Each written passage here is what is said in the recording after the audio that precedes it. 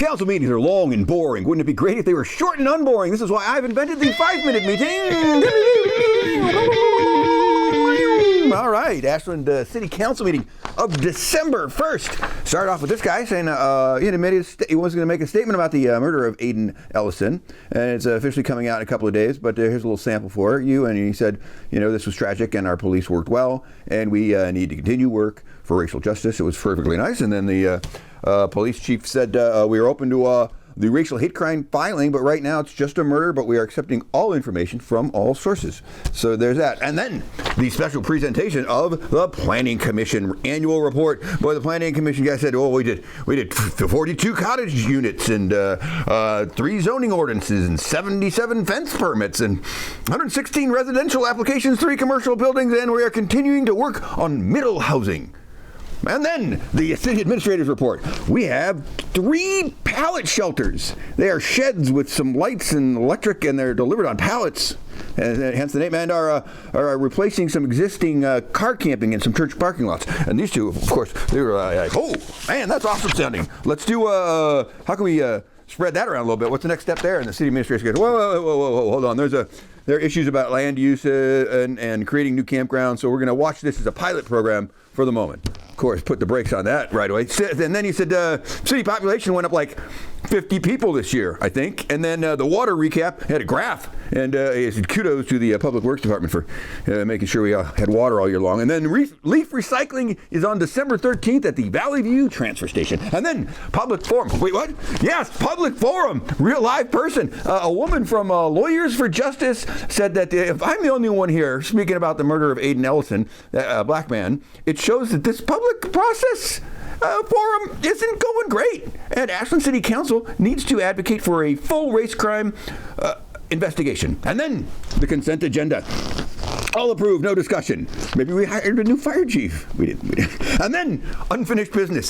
Social equity, racial justice report. That's this is her thing. And go through this every month. And okay, real quick, good news. She busted out a PowerPoint. Boy.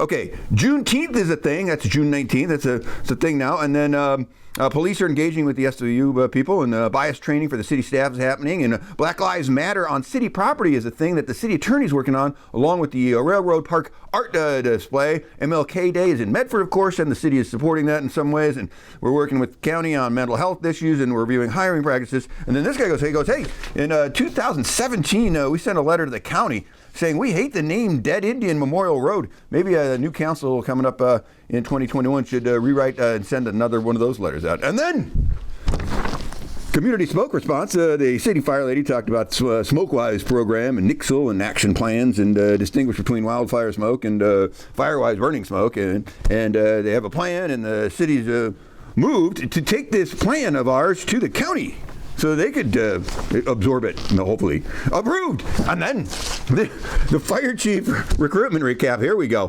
The city administrator said the hiring of the short-term fire chief from Klamath District 3 went like the staff and counselors apparently, and had a bunch of private meetings with the prospective chief. But when people questioned the process on social media, the chief from Klamath couldn't handle it and he pulled out. And so, but we still have some kind of intergovernmental agreement with the District 3, and the city will keep council apprised of future candidates. So this one goes, she goes, hey, I think we need to keep transparency and racial, sex, and color considerations in the forefront in hiring, especially for super powerful positions in the city. And then this guy, oh boy, this one goes, I talked personally to this fire chief guy, old white guy to young white guy, and it was all good.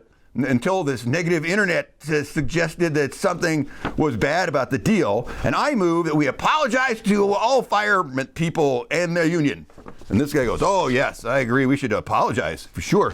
And then this one goes, she goes, wait, what are we talking about? What happened? Did this guy quit? What's going on?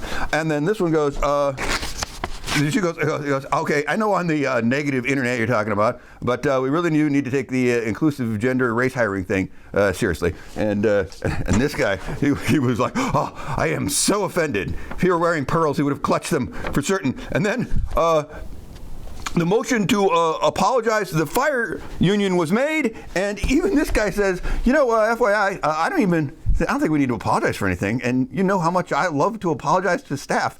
And it passed 4-2, 1 and 2, because she had no idea what was going on. And so she said, I'm going to vote no because I don't know what's going on. And then the approving the city manager pro tem.